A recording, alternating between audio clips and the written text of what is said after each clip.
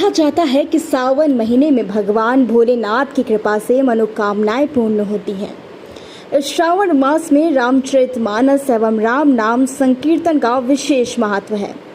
पौराणिक मान्यताओं के अनुसार सावन के महीने में माता पार्वती ने तपस्या करके भोलेनाथ को प्रसन्न किया था और उन्हें पति रूप में प्राप्त किया था। शिवजी की आराधना के लिए श्रावण का महीना उत्तम माना जाता है। मान्यताओं के अनुसार जो भक्त सावन में नियमित रूप से शिवलिंग का अभिषेक करते हैं और सावन में पड़ने वाले हर सोमवार का व्रत करते हैं, उनकी हर मनोकामनाएं पूरी होती हैं। हमारी सूचना इंडिया की टीम जब जनपद बाराबंकी रामनगर के लोधेश्वर महादेव मंदिर पहुंची तो मंदिर का अलौकिक नजारा था। ऐसा लगता है मानो उगता हुआ सूरज प्रभु भोलेनाथ के दर्शन करने के लिए सुबह का पल ठहर गया हो। फूलों की भीनी भीनी खुशबू देवों के देव महादेव के श्रावण मास का स्वागत कर रही हो। और हो भी क्यों ना, एक वर्ष के लंबे इंतजार के बाद बम भोले का दिन आया है। मंदिर में कांवरियों की रौनक लौट आई है। मंदिर के बड़े बड़े पुजारी जब लोगों के माथे पर चंदन का तिलक लगा रहे थे तो मैं भी एक पंक्ति में खड़े होकर अपने माथे पर चंदन का टीका लगाने का इंतजार करने लगी। जो ही पुजारी ने माथे पर चंदन का तिलक लगाया, मानो मस्तिष्क में नई ऊर्जा का संचार हो गया हो। भोलेनाथ की कृपा अपार है। आइए सुनते हैं मंदिर के मुख्य पुजारी पंडित अनिल शास्त्री से मंदिर की प्राचीनता के बारे में। नमस्कार दोस्तों, स्वागत है आपका अपना पसंदीदा चैनल सूचना इंडिया की आवाज़ में और मैं आपकी अपनी ज्योति गुप्ता। दोस्तों, श्रावण मास चल रहा है और ऐसा कैसा हो सकता है कि आपको मंदिर की यात्रा में हम आपको भोलेनाथ के दर्शन न करवाएं। दोस्तों, इस वक्त हम आज आपको लेकर आए हैं बाराबंकी में स्थित लोधेश्वर महादेव मंदिर में और हमारे साथ बातचीत करने को इस मंदिर के बड़े पुजारी जी जुड़ चुके हैं। बड़े पुजारी जी, आपका हमारे सूचना इंडिया न्यूज़ चैनल में बहुत बहुत स्वागत है। इस मंदिर की प्राचीनता हमारे चैनल को बताइए।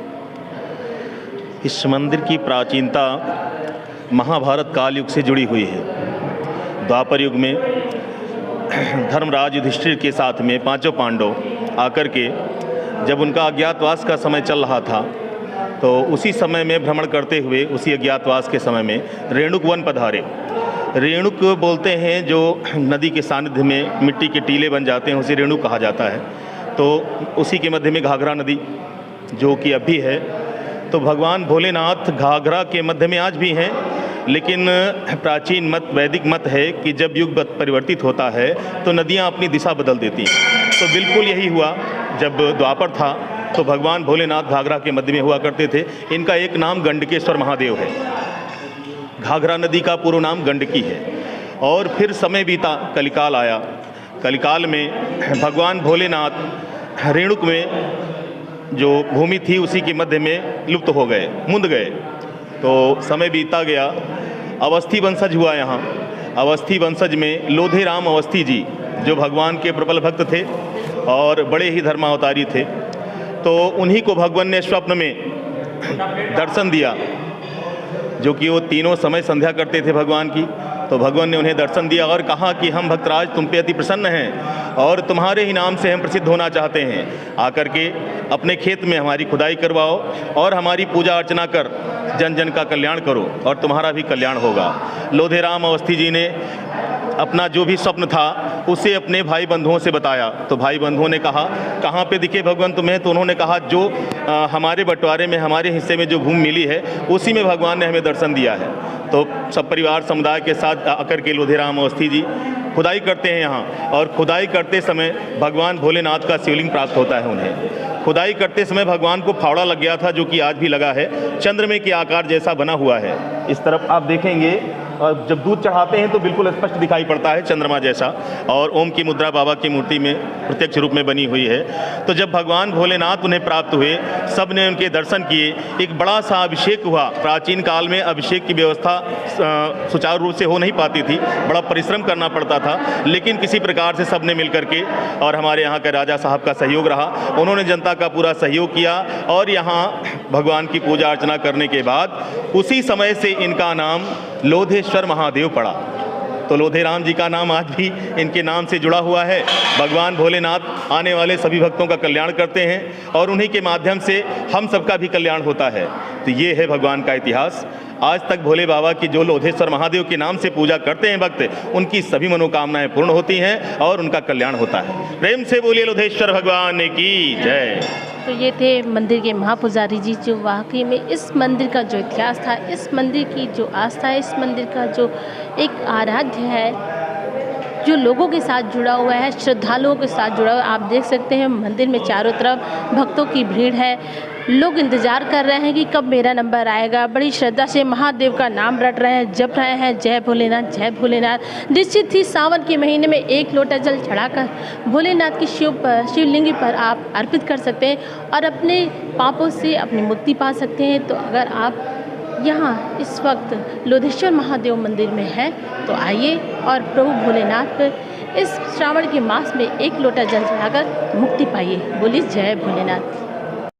लोधेश्वर महादेव मंदिर में भक्त उत्तर प्रदेश से ही नहीं, अन्य राज्यों से भोलेनाथ पर जलाभिषेक करने आते हैं। मंदिर में भक्त कतारबद्ध होकर अपनी अपनी बारी का इंतजार करते हैं। सावन मास में लोधेश्वर मंदिर में भक्तों की रौनक बनी रहती है।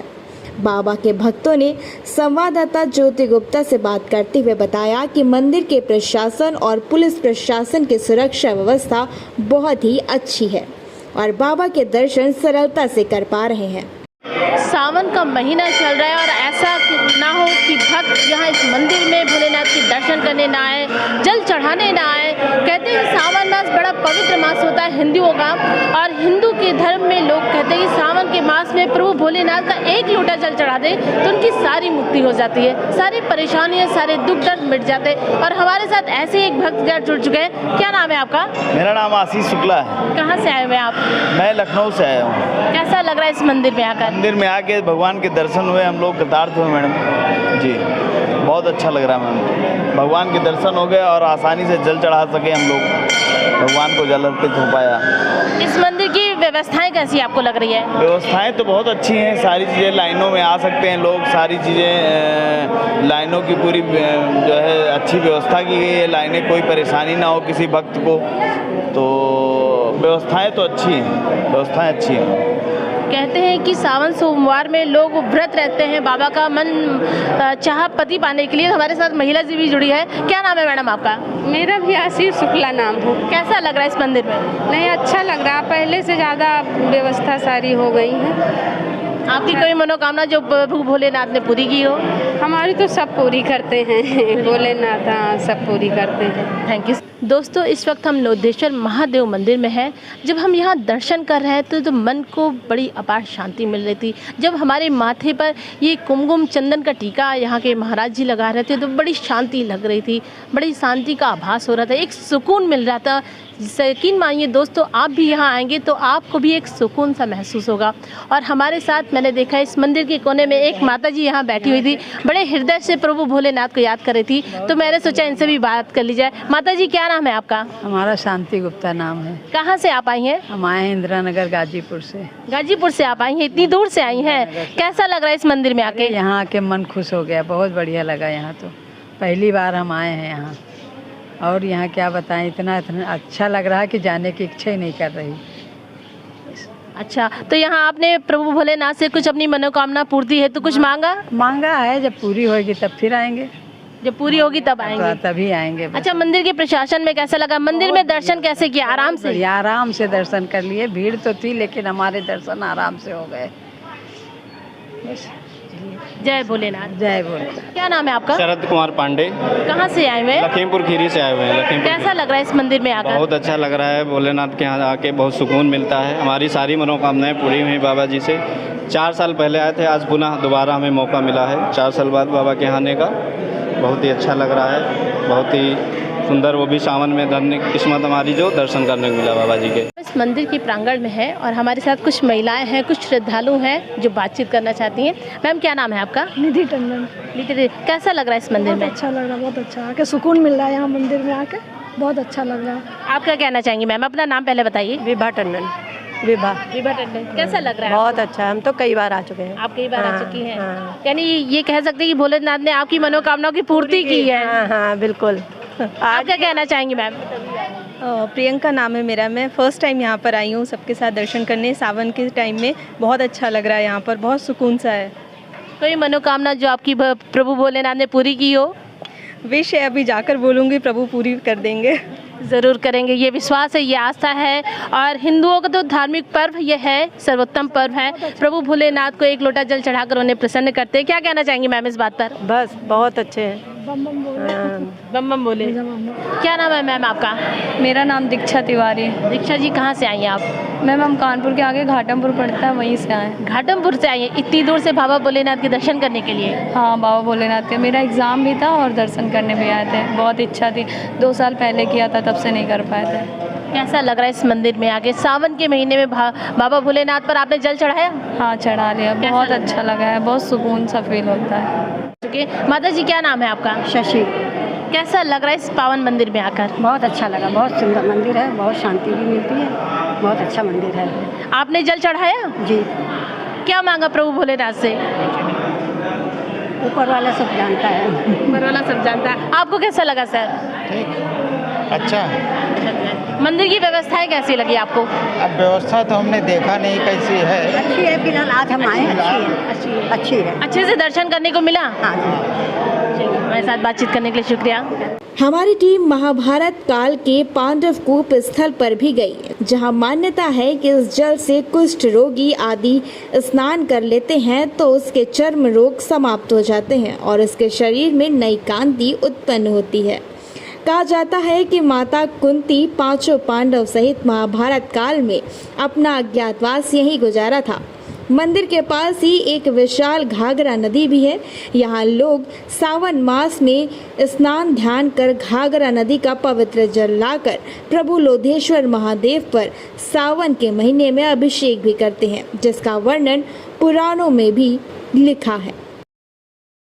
दोस्तों, इस वक्त हम बाराबंकी के रामनगर के घाघरा नदी के पास ही लोधेश्वर अति प्राचीन मंदिर में स्थित है और यहाँ पर खड़े हैं। और जैसा कि आपको ये हम कूप पांडव की काल कूप है, कहा जाता है इस कूप के जल से, यानी इस कुएं के जल से माता कुंती और 5 पांडव इस जल को ले जाकर यहाँ भोलेश्वर नाथ लोधेश्वर महादेव के मंदिर में उनकी शिवलिंग पर जल डालते थे, जल अर्पित करते थे।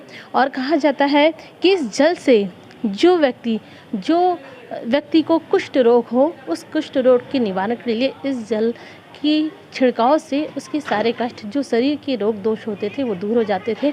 वर्तमान समय में इस कुएं को जाल से ढक दिया गया है, लोहे की जाल से, क्योंकि जानमाल की क्षति ना हो, कोई जानवर या कोई पशु इसमें गिर ना जाए, किसी व्यक्ति की जानमाल की क्षति ना हो, इस कारण इस कुएं को सुरक्षा हेतु ढक दिया गया है। तो आदिकाल से, महाभारत काल से इस कुएं का और इस कुएं की जल का बहुत ही ज़्यादा महत्व है, और जो कि हम आपको साक्षात इस कुएं के दर्शन भी करा रहे हैं। तो जय भोलेनाथ। सावन का महीना शुरू हो गया है, लोग कांवरिया की कतार में यहाँ भोलेनाथ के मंदिर में लोग दर्शन करने आते हैं। एक लोटा जल चढ़ाकर सभी पापों से मुक्ति पाते हैं। आज हम मंदिर के कारवां में आपको लेकर बाराबंकी के रामनगर पर स्थित लोधेश्वर महादेव मंदिर में लेके आए हैं। कहते हैं यहाँ लोधेश्वर महादेव की महिमा अनंत अपार है, अनंत कोटि है। एक लोटा जल चढ़ाकर आप अपनी सभी पापों से मुक्ति पा सकते हैं।